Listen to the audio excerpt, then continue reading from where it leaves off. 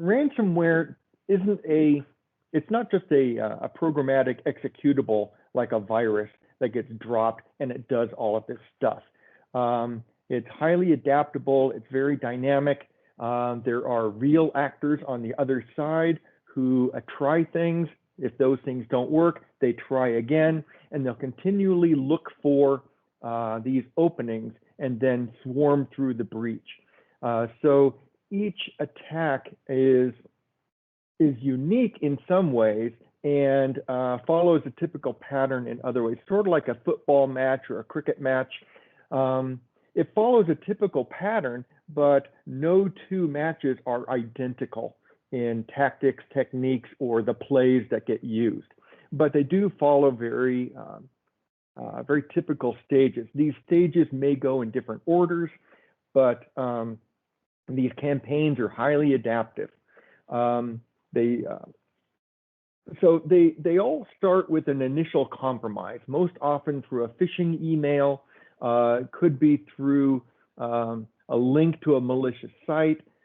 For a drive-by, that initial infection could come through unprotected ports, RDPs, but the one that's most common right now is the phishing email, where somebody opens a document or clicks on a link. And then either way, the malicious intrusion is missed by some traditional protection system, and the campaign gets started, and the bad guys swarm through the breach. So once that initial breach happens, then we see a number of activities. Again, these could be done in any order, but each of these phases we see quite frequently, where we go through elevated privileges. They establish that active channel. Once that active channel is open, the bad actors can essentially trigger any number of different attacks live and on the fly in a very much of an ad hoc, agile model. But at some point, they're doing recon, looking around, enumerating network resources, and then they start pulling data, exploring to see whether this attack is worth it.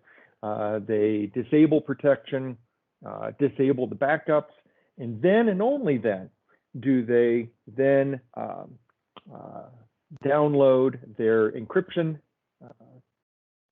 applications and start encrypting files and displaying a ransom message. So what it means is, if you wait until the first files start getting encrypted, it's a little like trying to catch a bullet in the air.